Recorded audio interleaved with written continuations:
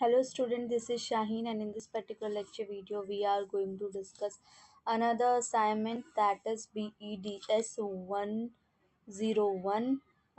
इसके अंदर हम लोगों ने ऑलरेडी 2 क्वेश्चंस डिस्कस कर लिए थे। Question number 1, question number 2। अब डिस्कस करेंगे क्वेश्चन नंबर 3 से 3 ऑनवर्ड से। What are the different types of personality disorder. जितनी टाइप की पर्सनालिटी डिसऑर्डर होती है उनको डिस्कस करना है और डिस्कस करो उनकी कैरेक्टर पर्सनालिटी पैटर्न को भी। तो आई गेस तो 6 डिफरेंट पैटर्न्स होते हैं। पहले समझते हैं कि कितने टाइप की पर्सनालिटी डिसऑर्डर्स होते हैं। तो सबसे पहले है एंटी सोशल पर्सनालिटी डिसऑर्डर। इसको हम कभी कभी सोशियोपैथी भी कहते हैं। ये एक ऐसी मेंटल कंडीशन होती है जहाँ पे जल्दी से हम लोग सोसाइटी से इतनी जल्दी से इंटरेक्ट नहीं करते, ज़्यादातर एंग्री मूड में रहते हैं, अपसेट रहते हैं, दूसरों के साथ हार्शली बिहेव करते हैं, झूठ बोलते हैं। अगर अल्कोहल वगैरह भी यूज़ कर रहे हैं तो ये बहुत बड़ी डील नहीं है और ये उन लोगों के लिए रिस्पॉन्सिबिलिटी हैंडल करना, फैमिली रिलेटेड वर्क को हैंडल करना डिफ़िकल्ट होता है। Next one is border line personality disorder. ये एक ऐसी मेंटल कंडीशन होती है जो कि लोगों को क्या वो इस फील कर रहे हैं वो थोड़ा डिफ़िकल्ट हो जाता है। इनका अनस्टेबल इंटेंस रिलेशनशिप, अच्छे से ये हेल्दी रिलेशनशिप फॉलो नहीं कर पाते। वो क्या होते हैं, वो बहुत ज़्यादा इमोशनल होते हैं, एक्सट्रीम इमोशनल भी कभी कभार बहुत ज़्यादा प्रॉब्लम क्रिएट कर देता है। ठीक है, next one is narcissist personality disorder. Narcissist personality disorder कौन सी होती है? जो अपने आप को दूसरों से सुपीरियर मानते हैं, कहते हैं हम ही हैं जो हैं, और ये काफ़ी ज़्यादा एंग्री रहते हैं, दूसरों के ऊपर इतनी अटेंशन नहीं देते और चाहते हैं कि सारी रिस्पेक्ट, सारी अटेंशन हमें ही मिलती रहे। फिर नेक्स्ट इज़ यहाँ पे अब आगे बताए गए वो तो सारे डिफरेंट टाइप के आपके हो गए पर्सनालिटी डिसऑर्डर। यहाँ पे कैरेक्टर पर्सनालिटी पैटर्न जो हैं वो 6 पैटर्न है। ठीक है, उसके बारे में डिस्कस किया है। तो सबसे पहले है amoral type. Amoral type mortality, stability, super ego, strength and friendliness, ये कैसे होते हैं? High in hostility and. Next one is expedient. इसको और डिस्क्राइब किया लेकिन पहले इतना ही समझ लो। ये ईगो स्ट्रेंथ होते हैं, मोरल स्टेबिलिटी होती है, फ्रेंडलीनेस और सुपर ईगो, मॉडरेट ईगो के अंदर इसको कंसिडर किया जाता है। Next one is irrational. Irrational consist type, ये कौन से होते हैं? वीक टू मॉडरेट होते हैं, बहुत ज़्यादा सुपर ईगो नहीं होता है इसमें। Moderate to weak to moderate होते हैं। रैशनलिस्ट एल्ट्रूसिस्ट टाइप कौन से होते हैं?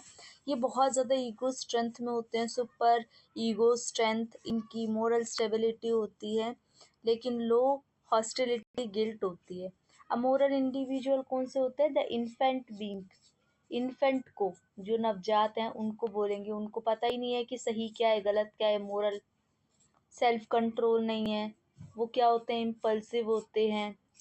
his her behavior is determined on the basis of physical reward। या तो अच्छा काम करेंगे तो उनको रिवॉर्ड मिलेगा, खराब काम करेंगे तो पनिशमेंट मिलेगी। एक्सपीडियंट इंडिविजुअल कौन से होते हैं? Are those who have learned about social rewards and punishment. Society से रिलेटेड वो समझ पाते हैं लेकिन वो झूठ वगैरह नहीं पकड़ पाते। ये होते हैं आपके expedient. Next one is conformer. Conformer ये बोला गया है इसके अंदर। इस स्टेज के अंदर जो चाइल्ड है वो कैसा हो जाता है? Child internalize one general principle. उसको पता चल जाता है सोसाइटी से रिलेटेड चीज़ें और क्या सही है क्या गलत है, सोशल नॉर्म्स के बारे में भी उसको क्या हो जाता है? पता चल जाता है। Next one is irrational conscious personality. ये कौन सी होती है? One who has internalised a behaviour code. Total behaviour, किसी भी एक पर्सन का टोटल बिहेवियर, उसकी ऑनेस्टी वगैरह जो पता कर पाते हैं। रैशनल एल्ट्रुइस्टिक कौन से होते हैं? जो कि आपकी पता कर पाते हैं most culture. Is considered as the highest level of character development. यहाँ पे सबसे ज़्यादा कैरेक्टर की डेवलपमेंट हो जाती है।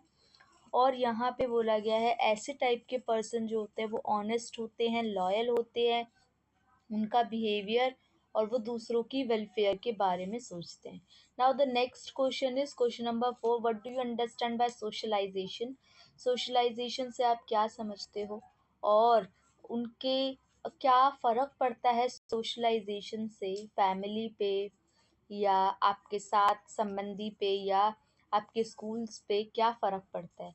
तो सोशलाइजेशन एक सोसाइटी से जुड़ने की एक प्रोसेस होती है जहाँ पे आप इंटरनलाइज जुड़ते हो सोसाइटी के थ्रू, और ये बहुत ज़्यादा ज़रूरी है क्योंकि इंडिविजुअल आप कुछ नहीं कर सकते, इंडिविजुअल पूरी लाइफ लॉन्ग आप सरवाइव नहीं कर सकते, तो सोसाइटी से एनी हाउ बिलोंगिंगनेस तो रखनी पड़ेगी। अब ये प्रोसेस जो होती है वो शुरू होती है बर्थ से और वो लाइफ के अलग अलग फेजेस के अंदर देखी जाती है। सोशलाइजेशन ऐसी होती है जहाँ पे हम डिफरेंट पैटर्न पे अपनी फैमिली, पीयर, स्कूल या मीडिया में डील कर पाते हैं। इन्फ्लुएंस ऑफ फैमिली, फैमिली का क्या प्रभाव पड़ता है, तो फैमिली जो है वो फर्स्ट और मोस्ट इन्फ्लुएंशियल एजेंट सोशलाइजेशन की देखी जाती है क्योंकि बच्चे का जन्म वहाँ पे होता है। डिफरेंट टाइप की इमोशनल सपोर्ट, अटैचमेंट फैमिली के अंदर हम देखते हैं। डिफरेंट टाइप की लैंग्वेज हमें देखने के लिए मिलती है, लैंग्वेज का डेवलपमेंट वहाँ पे होता है। हम बहुत सारी वैल्यूज़ वहाँ से सीखते हैं। ठीक है, जो वैल्यूज़ है, जेंडर रोल्स है, सोशल रोल्स है, ये सब हम वहाँ से सीखते हैं। जैसे जैसे बच्चा बड़ा होता है सोशल स्किल्स भी हम कई हद तक फैमिली के थ्रू ही समझते हैं। फिर हम जब धीरे धीरे इतनी फैमिली को नर्चर कर जाते हैं फिर हम पीयर फ्रेंडशिप की तरफ बढ़ते हैं, पीयर ग्रुप्स की तरफ बढ़ते हैं। और जब हम पीयर की तरफ बढ़ते हैं तो यहाँ पे नॉर्म्स और ग्रुप बिहेवियर को भी हम समझते हैं क्योंकि चिल्ड्रन जो होते हैं वो अपने फ्रेंड सर्कल में जाते हैं या फ्रेंड सर्कल को समझते हैं, वहाँ पे ग्रुप बिहेवियर भी आता है। नेक्स्ट है social comparison, competition, peer groups. यहाँ पे डिफरेंट टाइप की कंपैरिजन को भी देखा जाता है। स्कूल को भी यहाँ पे कंसिडर किया गया है इम्पॉर्टेंट क्योंकि ये एक एकेडमिक लर्निंग परफॉर्मेंस या आप बोल सकते हो प्लेटफॉर्म की तरह डील किया जाता है। यहाँ पे डिफरेंट टाइप के करियर अपॉर्चुनिटीज़ होते हैं और काफ़ी सारे रास्ते खुलते हैं। स्कूल से बच्चा बहुत कुछ सीखता है, जैसे बोलते हैं ना सेकेंड मदर, एक तरीके से स्कूल को ट्रीट किया जाता है। काफ़ी सारी एक्स्ट्रा करिकुलर एक्टिविटीज़ हो गई, इथिकल एजुकेशन हो गई, पीयर इन्फ्लुएंस, ग्रुप डायनेमिक्स। ठीक है, ये सब हम क्या करते हैं स्कूल के डायनेमिक्स से समझते हैं। ये आ गया आपका इतना। Next one is what are the functions of media. Media के फंक्शंस को एक्सप्लेन करना है।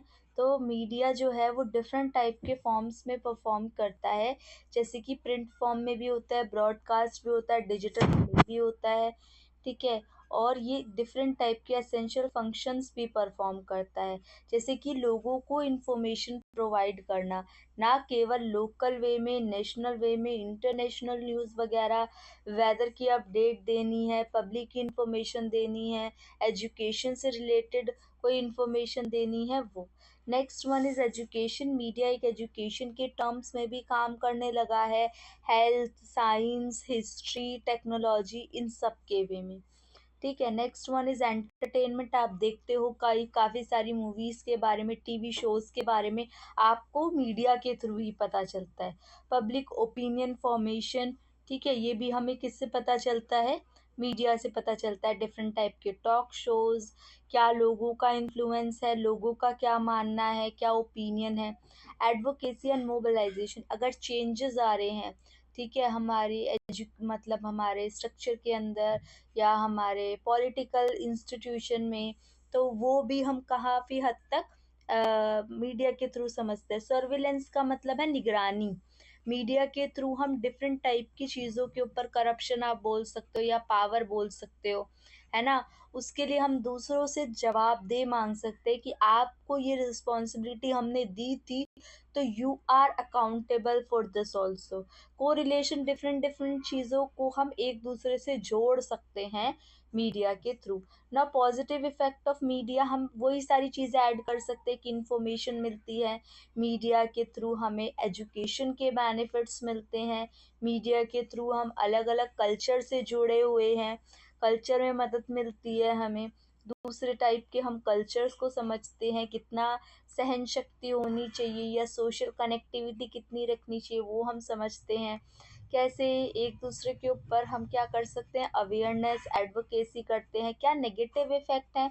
तो जो मीडिया है वो आपको इन्फॉर्मेशन तो प्रोवाइड करती है, लेकिन काफ़ी बार ये नहीं पता चल पाता कि वो रियल न्यूज़ है कि वो क्या है, फेक न्यूज़ है। ठीक है, फिर social isolation and mental health issues, कभी कभी हम मीडिया के थ्रू इतने टारगेटेड हो जाते हैं तो हम डिप्रेशन या एनजाइटी भी हमें फील होने लगती है।